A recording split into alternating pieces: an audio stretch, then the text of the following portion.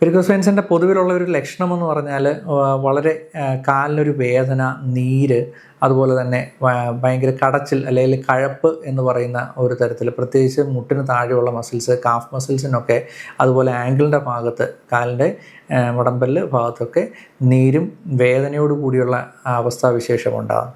ഇത് പണ്ടുകാലങ്ങളിൽ നമ്മൾ പൊതുവിൽ പറയുന്ന ഒരുപാട് നേരം നിൽക്കുന്നവരിലോ അല്ലെങ്കിൽ സൈക്കിളൊക്കെ ചവിട്ടുന്നവർ, നിന്ന് ജോലി ചെയ്യുന്നവരിലൊക്കെ എന്ന് പറയുന്നെങ്കിലും ഇപ്പോഴത്തെ കാലത്ത് ഇത് വളരെ കോമൺ ആയിട്ട് അല്ലാതെ ഉള്ള ആൾക്കാരിലും കണ്ടുവരുന്നു.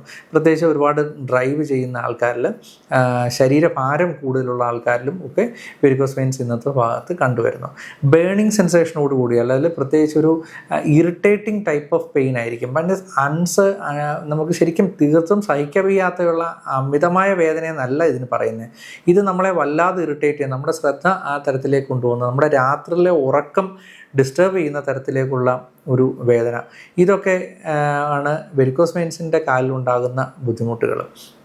പൊതുവിൽ എല്ലാവർക്കും ഒരു ഫീൽ അപ്പോൾ തോന്നും, ആരെങ്കിലും ആ കാലിലൊന്ന് നന്നായിട്ട് പ്രസ് ചെയ്ത് മസാജ് ചെയ്ത് തന്നിരുന്നെങ്കിൽ വളരെ ഒരു ആശ്വാസം ലഭിച്ചേനെ എന്ന് പലപ്പോഴും എല്ലാവരും തോന്നാറുണ്ട്.